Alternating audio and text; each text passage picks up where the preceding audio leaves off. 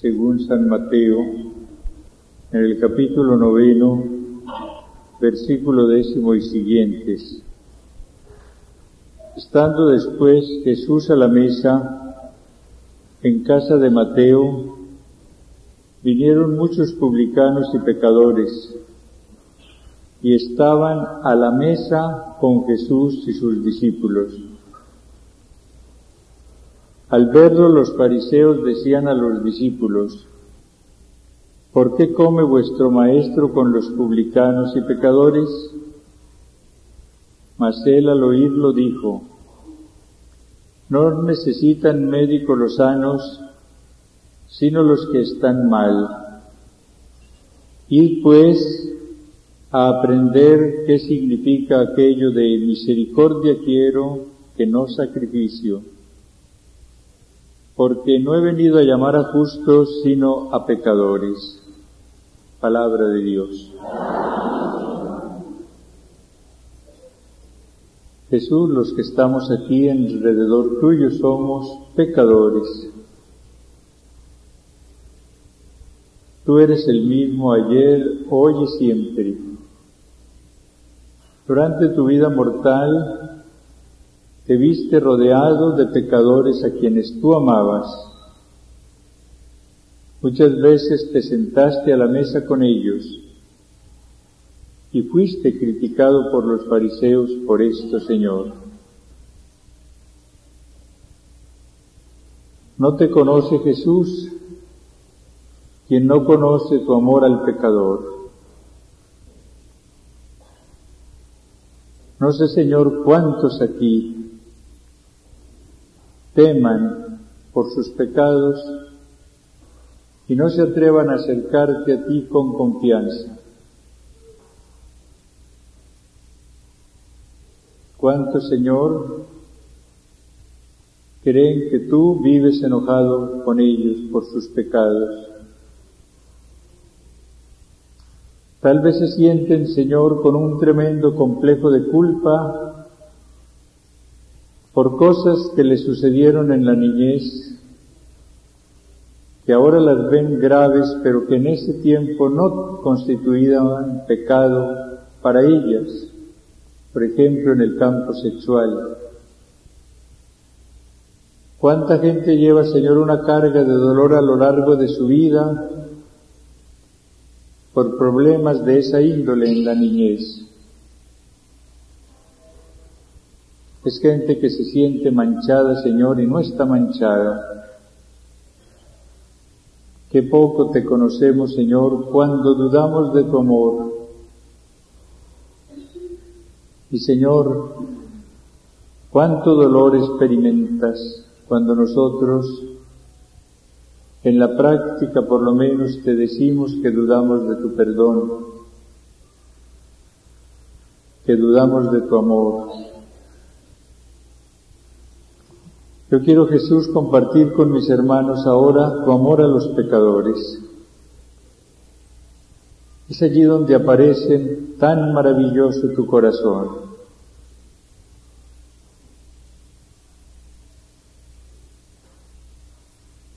¿Por qué diste tu vida en una cruz, Señor? Para lavarnos del pecado. Qué bueno poder saludarte en esta mañana con ese título del Bautista, Cordero de Dios, que quitas el pecado del mundo, y decirte con toda confianza que tengas misericordia de nosotros y que nos des la paz.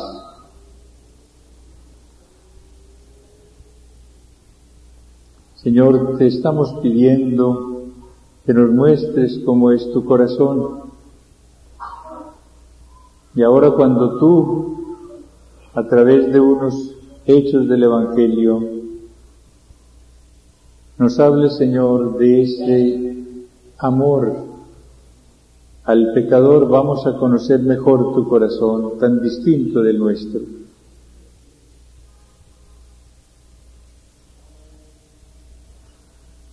¿Qué tal que tu corazón, Señor, fuera como es el nuestro? Afortunadamente es tan distinto.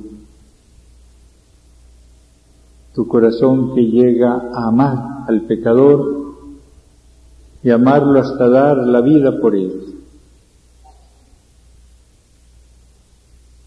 Mi súplica, Jesús, unido a mis hermanos, es: libera de cualquier complejo de culpa a quien lo tenga en esta asamblea. Y quienes hayan llegado aquí dudando de tu perdón, lo experimenten en esta tarde, sobre todo en la Eucaristía, y todos salgamos con la seguridad de tu amor. Tú no amas el pecado, pero nos amas a los pecadores, y has venido para quitar el pecado del mundo. Hoy, Señor, creemos en tu sangre sacerdotal que nos limpia de todo pecado, como nos dice tu apóstol Juan. Entramos en esa piscina de tu sangre sacerdotal para lavarnos totalmente, Señor.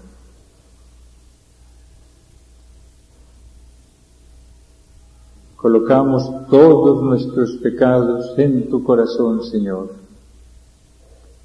Lanzamos al mar de tu amor toda la carga de nuestros pecados. Y vamos a sentirnos, Señor, desde hoy sin ese peso que tal vez nos ha atormentado mucho, que hemos llevado como una carga que se va volviendo insoportable.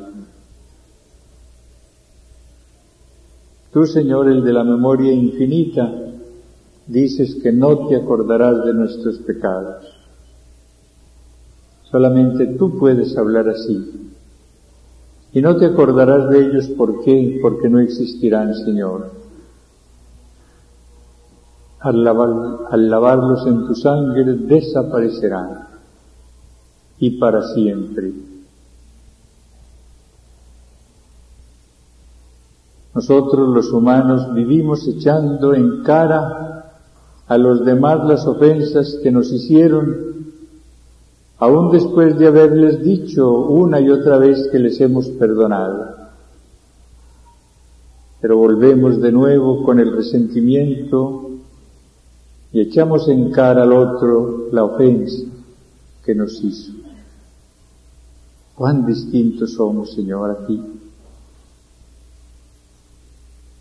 ¿Cómo nos falta conocerte e imitarte?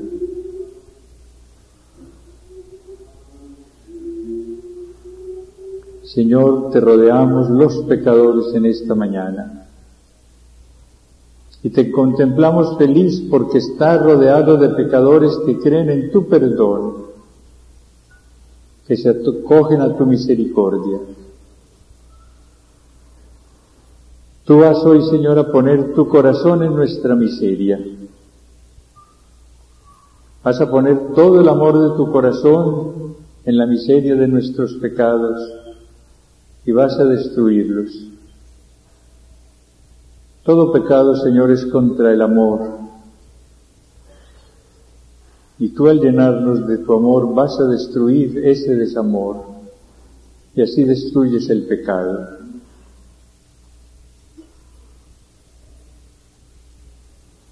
Qué bueno eres, Jesús. Qué bueno con nosotros los pecadores. ¿Qué sería de nosotros, Señor, sin la esperanza en tu misericordia? Seríamos todos desgraciados. Qué bueno eres, Jesús. Gracias, Señor. Bendito seas, Señor. Gloria a ti, Señor. Alabanzas para ti, Señor. Tuyo es el reino.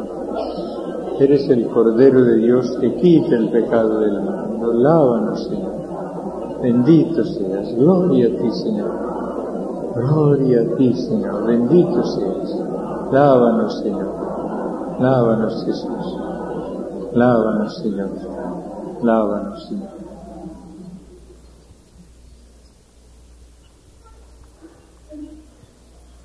En el capítulo 7 de San Lucas, verso 36 y siguientes, leemos el relato de la pecadora perdonada.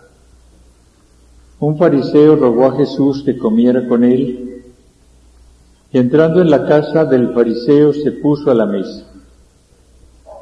Había en la ciudad una mujer pecadora pública, quien al saber que estaba comiendo en casa del fariseo, tomó un frasco de alabastro con perfumes y poniéndose detrás a los pies de él, comenzó a llorar y con sus lágrimas le mojaba los pies y con los cabellos de su cabeza se los secaba. Besaba sus pies y los ungía con el perfume. Al verlo el fariseo que le había invitado se decía para sí: si éste fuera profeta, sabría quién y qué clase de mujer es la que le está tocando, pues es una pecadora. Jesús le respondió: Simón, tengo algo que decirte. Él le dijo: di, maestro. Un acreedor tenía 2 deudores. Uno debía 500 denarios y el otro 50. Como no tenían para pagarle, perdonó a los 2. ¿Quién de ellos le amará más? Respondió Simón: supongo que aquel a quien perdonó más. Él le dijo: has juzgado bien. Y volviéndose a la mujer, dijo a Simón: ¿ves a esta mujer? Al entrar en tu casa no me diste agua para los pies. Ella en cambio ha mojado mis pies con lágrimas y los ha secado con sus cabellos. No me diste el beso. Ella desde que entró no ha dejado de besarme los pies. No ungiste mi cabeza con aceite. Ella ha ungido mis pies con perfume. Por eso te digo que quedan perdonados sus muchos pecados, porque muestra mucho amor. A quien poco se le perdona, poco amor muestra.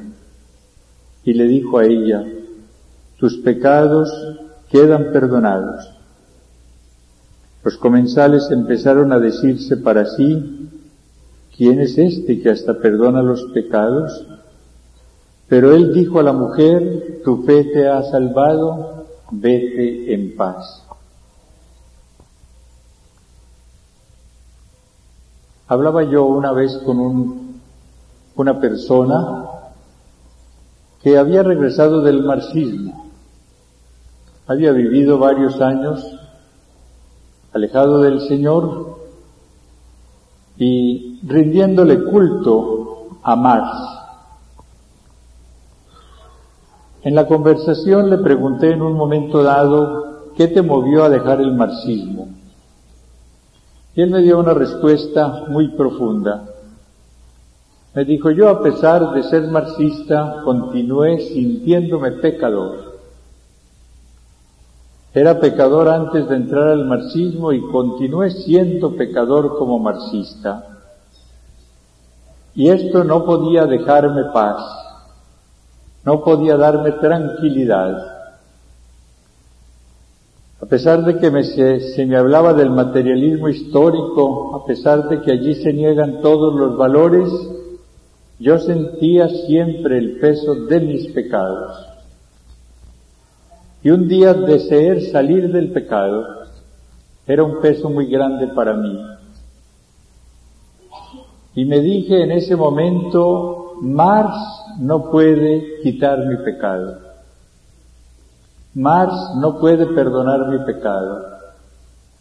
Marx no ha puesto sobre sus espaldas la carga de los pecados de los hombres. El que ha hecho eso es Jesús. Él sí puede quitarme el pecado, Él sí coloca los pecados sobre sus espaldas, Él sí puede perdonarme, y por eso volví a Jesús. Y ahora nunca lo dejaré, me dijo.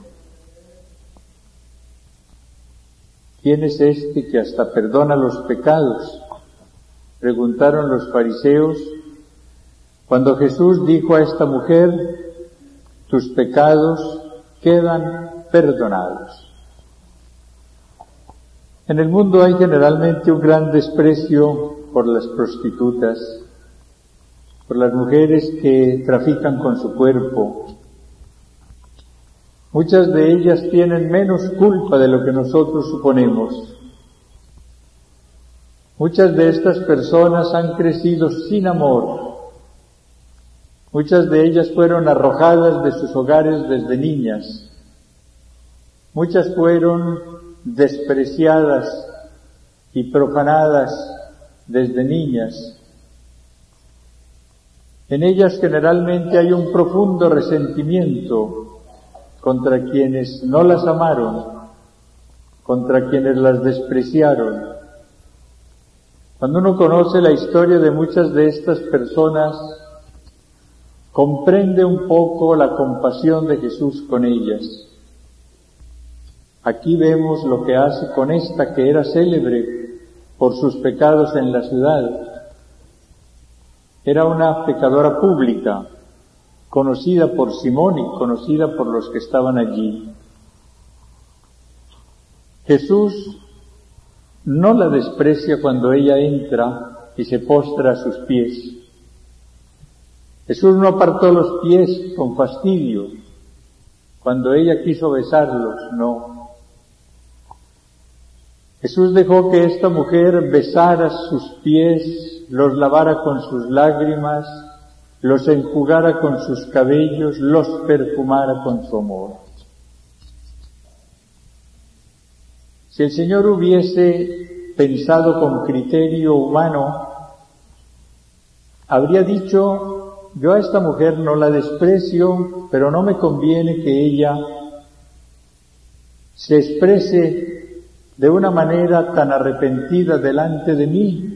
No está bien que en un banquete con publicanos, con gente importante, ella haga este show, así habríamos dicho nosotros.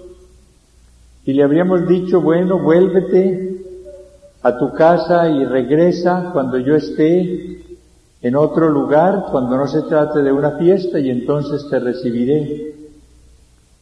El amor de Jesús es tan grande que acepta con verdadero amor a esta mujer pecadora en las circunstancias en las cuales ella se presenta delante de Él. Y a medida que esta mujer está a los pies de Jesús, va recibiendo de Él el amor para amarlo. Va recibiendo el amor del Espíritu para amar con ese amor a Jesús. A esta mujer se le perdona mucho, y había pecado mucho, lo dice el mismo Señor, porque ama mucho. ¿Y ama con qué? Con el amor que recibe del mismo Señor. Encontremos nosotros hoy la gran fórmula para conseguir el perdón del pecado: el amor al Señor. Con un acto de amor queda todo reparado, decía Santa Teresita. Basta un acto de amor para que el pecado desaparezca de nosotros. Recuerden cómo David tuvo una serie de pecados tremendos. Primero se dejó arrastrar por la pasión y cometió adulterio con Betsabé. Pero no terminó allí el pecado de este hombre. Para que su esposo no conociese su falta, fue condenado a morir en pleno combate. David, cuando vio que Urías no había ido a estar con su esposa, dio orden al jefe de los ejércitos que lo colocara en el lugar más peligroso para que allí muriera, y así murió Urías. Juntó estos dos tremendos pecados David: el adulterio y luego la muerte del esposo de la mujer con quien había cometido ese pecado.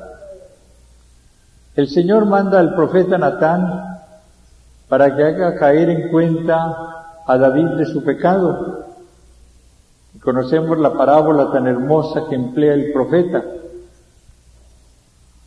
Cuando David, horrorizado por la conducta de ese hombre que robó la ovejita al pobre que no tenía más riqueza que esa, se indignó y dijo: ¿quién es ese hombre? Y el profeta le dice: ese hombre eres tú. David, con una gracia del Espíritu, dice: he pecado. No dice más.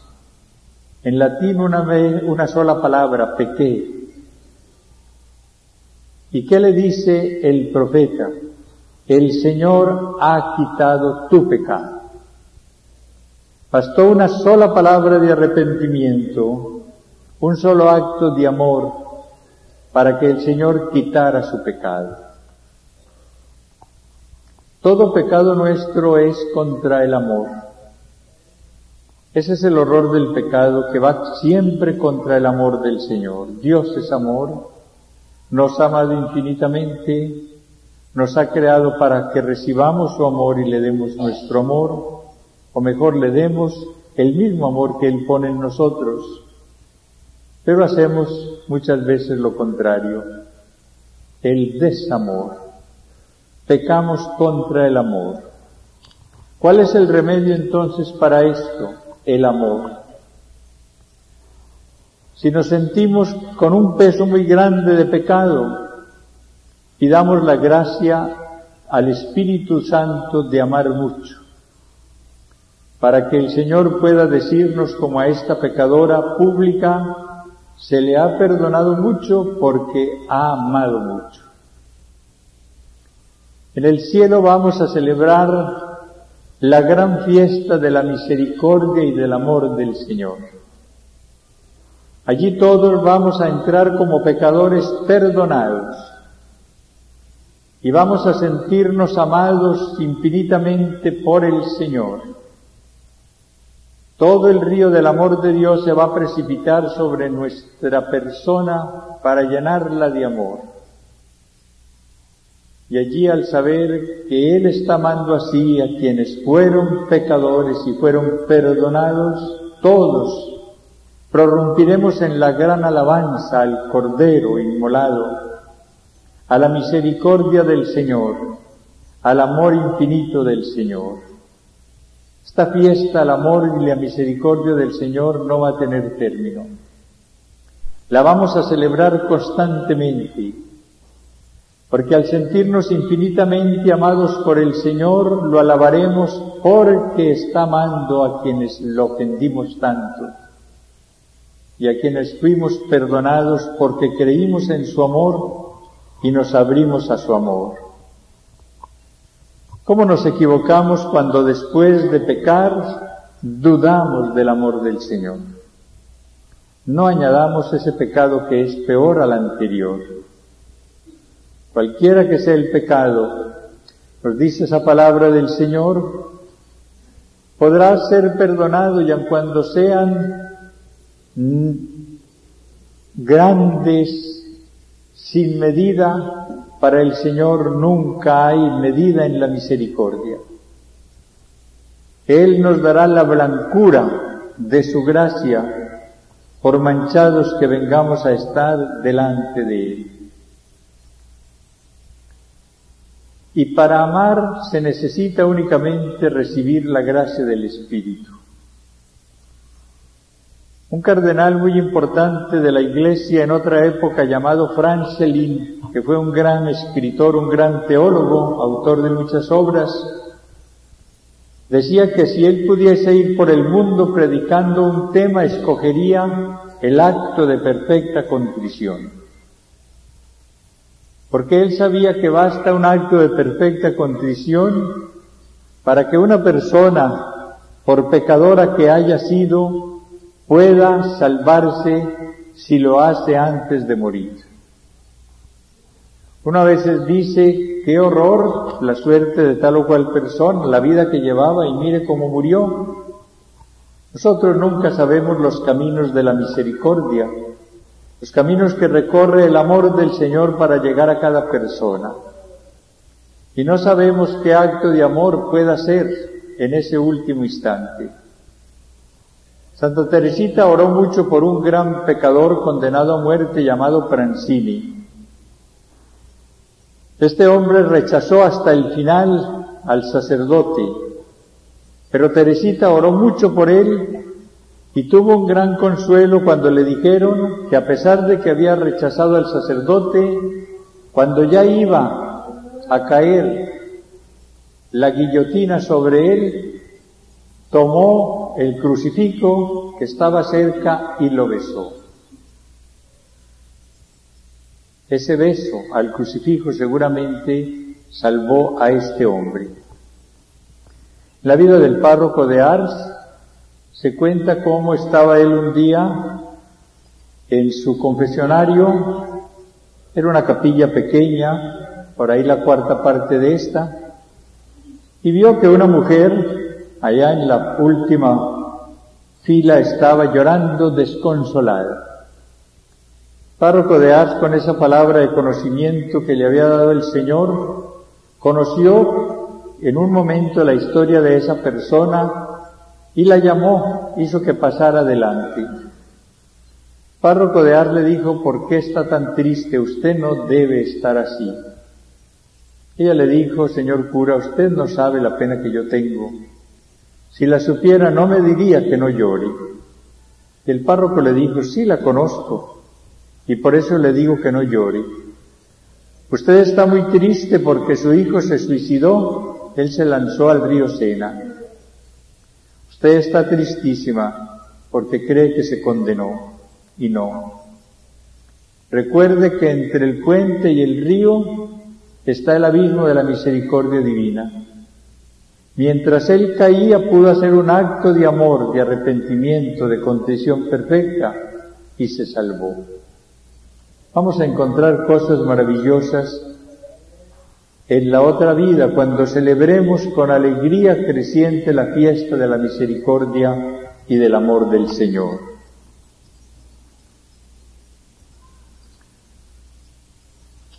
En el Evangelio de San Juan, en el capítulo 8, encontramos el pasaje de la mujer adúltera. Jesús fue al monte de los Olivos, pero de madrugada se presentó otra vez en el templo y todo el pueblo acudía a él. Entonces se sentó y se puso a enseñarles. Los escribas y fariseos le llevan a una mujer sorprendida en adulterio. La ponen en medio y le dicen: Maestro, esta mujer ha sido sorprendida en flagrante adulterio. Moisés nos mandó en la ley apedrear a estas mujeres.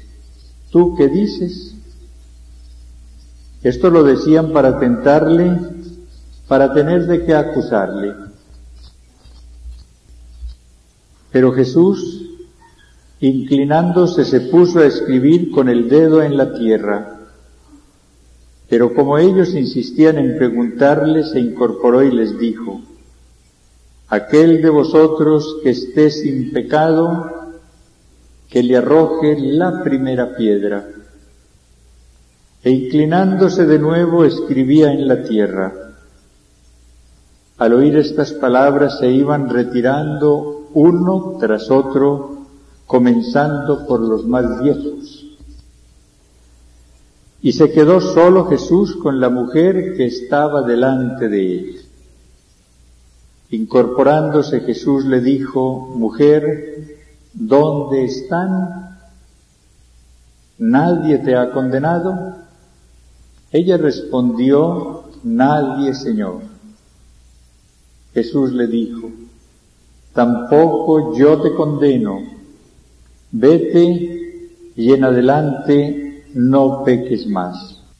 Porque muestra el contraste de aquellos hombres pecadores que quieren destruir, lapidando a una pobre mujer que en un momento de debilidad ha cometido un pecado pecado de adulterio. Más pecadores sin duda que ella, porque cuando el Señor les dice que arroje la primera piedra el que esté sin pecado, empieza el desfile. Los primeros que parten, los más viejos, habían tenido más tiempo para pecar sin duda, y todos se apartan porque ninguno está sin pecado. El que esté sin pecado, tire la primera piedra. No cae una sola piedra sobre esta mujer adúltera, a pesar de que Moisés ha dicho que debía morir lapidada, porque ninguno estaba sin pecado. ¿Cuántas veces nosotros estamos en esta misma actitud? Condenar a quienes han pecado siendo nosotros igualmente pecadores, o peor pecadores tal vez.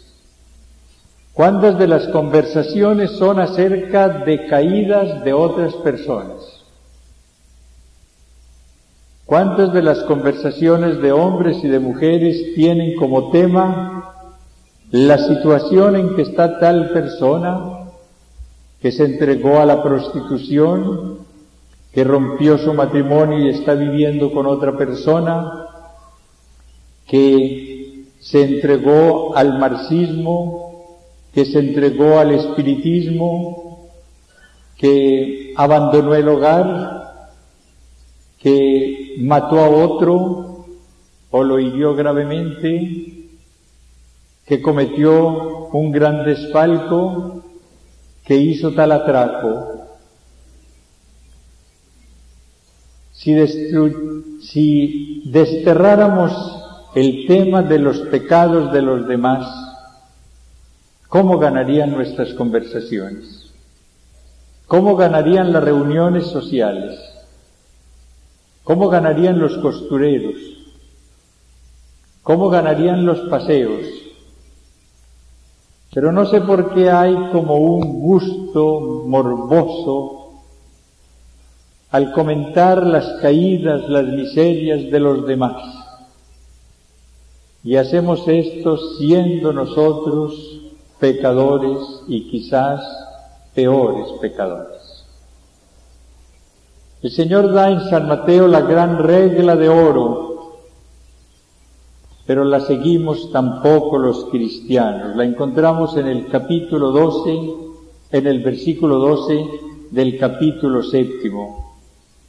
Por tanto, todo cuanto queráis que os hagan los hombres, hacedlo también vosotros, porque esta es la ley y los profetas. Y nos dice el Señor que la medida que empleemos con los demás, la empleará el Señor con nosotros. ¿A quién de nosotros le agrada que los demás estén comentando su caída, su pecado, su debilidad? A nadie. ¿Por qué hacemos eso con los demás?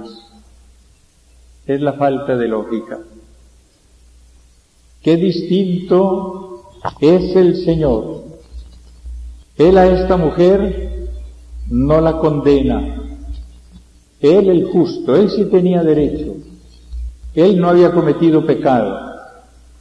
Él sí habría podido, cumpliendo la ley mosaica, lanzar la primera y la segunda y la última piedra sobre esta mujer. Solamente de Jesús y de María podemos decir: el que no cometió pecado, ni se halló dolo en su lengua. El que no tenía pecado, el que no tenía dolo, podía sí haber lapidado. ¿Y qué es lo que hace? Todo lo contrario. Cuando él pregunta a esta mujer: ¿dónde están los que te acusaban? ¿Nadie te ha condenado? Ella, que seguramente estaba postrada, primero por el rubor del pecado cometido y luego por el miedo a lo que le iba a suceder, se levanta. Allí se levanta primero Jesús, que también estaba inclinado escribiendo sobre la arena. ¿Qué escribiría? No sé, unos dicen que los pecados de esta gente, yo no sé, yo creo que tal vez estaría escribiendo un poema de amor. Tal vez estaría escribiendo la palabra cuánto amo a todos. Eso debería ser lo del Señor. En todo caso, Él se levanta después de escribir y luego se puede levantar también la pobre mujer. Nadie, Señor, dice ella, al mirar alrededor y ver que todos han desaparecido, y debían ser muchos. Jesús entonces le dice, tampoco yo te condeno. Qué bondad la del Señor, qué misericordia tan infinita la del Señor, qué comprensión tan grande. Pero Jesús hace algo más que perdonar, que no condenar. Sanar del complejo de inferioridad y de culpa a esta mujer. Vete y en adelante no peques más. El Señor regala la paz a esta mujer pecadora. Ella vuelve a su casa perdonada y vuelve con la seguridad de la comprensión del Señor y claro con la consigna de no volver a pecar. Y seguramente la cumplió. Porque el Señor no solamente quiere perdonar el pecado, sino sanar nuestro complejo de inferioridad. Una de las cosas que más perjudica a las personas es el complejo de inferioridad. Hay mucha gente que en la vida es incapaz de amar porque no se ama. Recuerden que el gran requisito para poder dar amor y recibir amor es amarse. Amarse con el amor del Señor. En otras palabras, el gran requisito para uno descubrir el amor de los otros y recibirlo y descubrir la capacidad de amar a los demás es descubrir en su persona el amor inagotable del Señor. Cuando uno no descubra el amor del Señor en su vida, pues difícilmente va a amarse. Y sin ese requisito, uno irá por el mundo dando agresividad, hiriendo, destruyendo. El que no se ama nunca cree en el amor de los demás. Es la tragedia de tantos matrimonios. Esposas que aun cuando son amadas por sus esposos no creen en ese amor, porque crecieron con un gran complejo de inferioridad, convencidas de que no servían para nada, de que nadie las había amado porque no merecían ser amadas, y ahora no creen que puedan ser amadas tampoco. Y es la tragedia de tantos hombres también en su vida matrimonial, la tragedia de religiosas, de sacerdotes en su vida consagrada, vivir en una continua tensión, en una constante agresividad, en una actitud destructiva por falta de esta sanidad de la propia imagen. Si esta mujer hubiese regresado únicamente perdonada, pero con su imagen enferma, habría sido una desgraciada. Era una mujer casada. Yo estoy seguro de que ella debió dar mucho amor después a su esposo y recibir amor de su esposo. Tal vez su adulterio obedecía a la falta de amor que había entre ella y su esposo. Las cosas debieron cambiar después, porque ella regresó no solamente perdonada, sino con una imagen propia sanada por el mismo Señor. Yo tampoco te condeno, vete y en adelante no peques más. Todos nosotros hemos ido fabricando una imagen muy negativa, sobre todo por nuestros fracasos, sobre todo por nuestros pecados. Y es doloroso cuando uno como sacerdote o como seglar oye a personas con quienes está hablando del Señor esa dolorosa frase: a mí no me puede perdonar, yo no tengo perdón.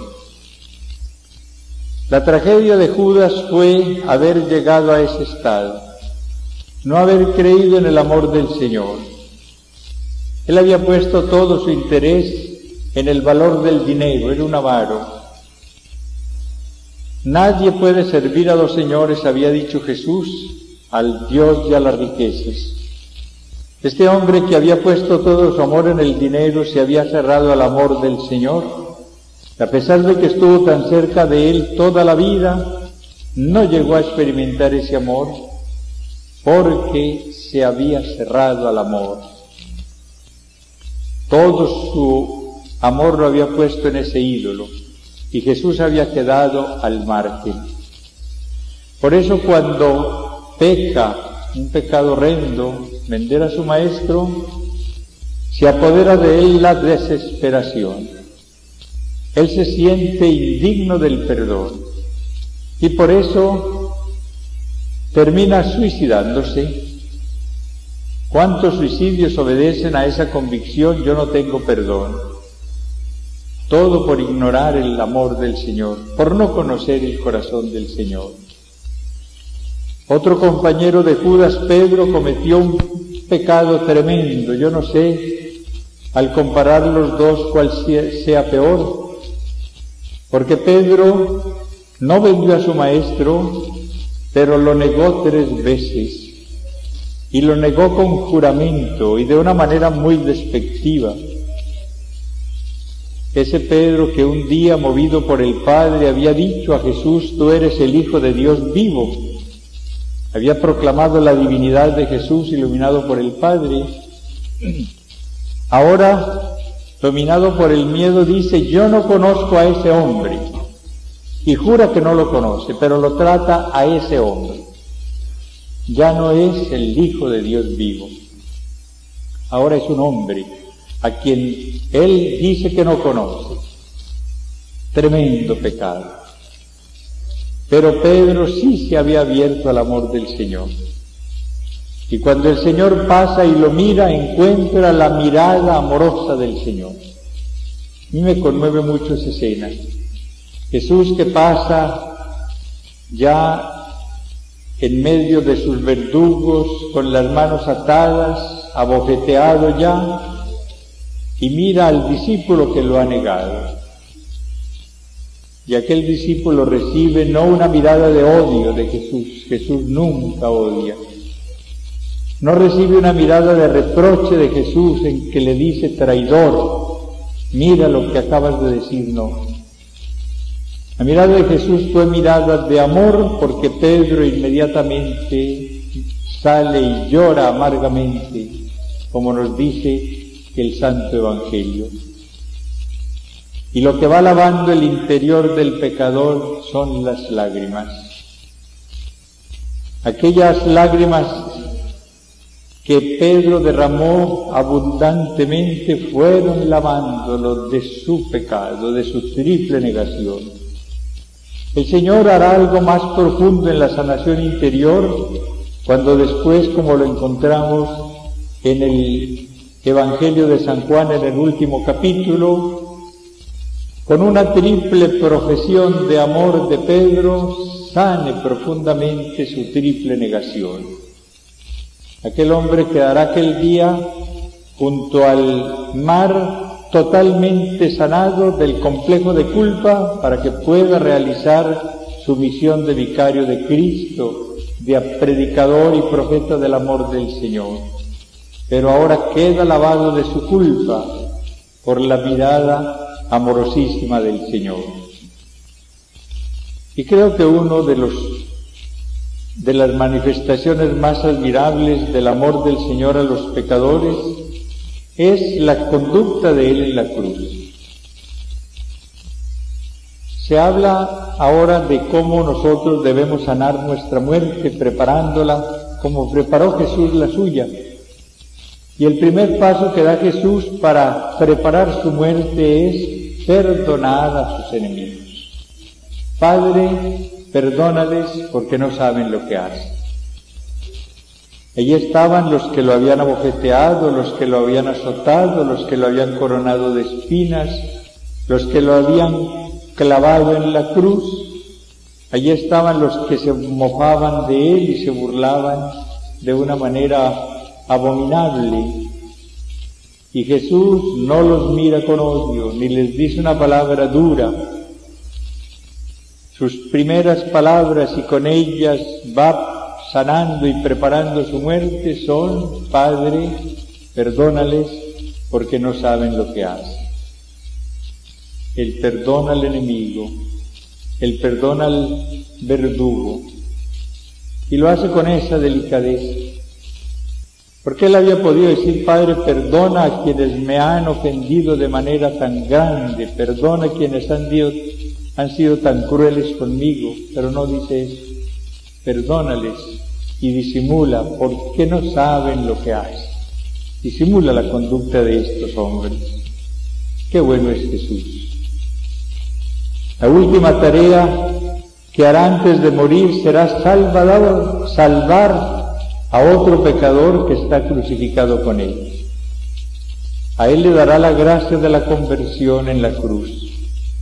A él le promete estar con él en el paraíso en esa misma tarde. A él salva. Jesús entra con el último pecador que encuentra y que ha conquistado para el reino del Padre. Preguntémonos entonces en esta mañana dos cosas. Primero, si de veras creemos en el perdón del Señor y en el amor del Señor al pecador, pero no de una manera teórica. Si cada uno de nosotros cree que Jesús verdaderamente le ha perdonado, si creemos en la misericordia infinita del Señor, para que no hay ningún pecado que no quede perdonado cuando hay arrepentimiento. Preguntémonos si tenemos un complejo de culpa que nos impida creer en la misericordia infinita del Señor. Y preguntémonos cuál es nuestra conducta con los pecadores. ¿Hasta dónde somos duros? ¿Hasta dónde vivimos criticándolos? ¿Hasta dónde les negamos el perdón? Hay hijos que no son capaces de perdonar tal pecado de su padre o de su madre. Hay esposas que dicen: yo no puedo perdonarle a mi esposo tal cosa que me hizo, o viceversa. Esposos que dicen: a mi esposa jamás le perdonaré esto. ¿Cuántas veces oímos decir a la gente: yo perdono todo menos tal cosa? Perdono todo menos tal cosa. Esa no es la conducta del cristiano. Un gran psiquiatra dice a sus enfermos, cuando encuentra en ellos este complejo de culpa que tanto enferma psicológicamente a la persona: si Dios te ha perdonado, ¿por qué no te perdonas? Si Dios te ha perdonado, ¿por qué no te perdonas? Y complementemos esa frase con esta otra: si el Señor ha perdonado a fulano o a fulana, ¿por qué tú no le perdonas? Yo creo que a través de esta reflexión hemos podido conocer un poco mejor el corazón del Señor, el amor infinito del Señor, para que nos acerquemos a Él hoy con una confianza ilimitada, y para que cuando hablemos con los demás, hablemos, pero con alegría y con convicción, del amor infinito e inagotable del Señor.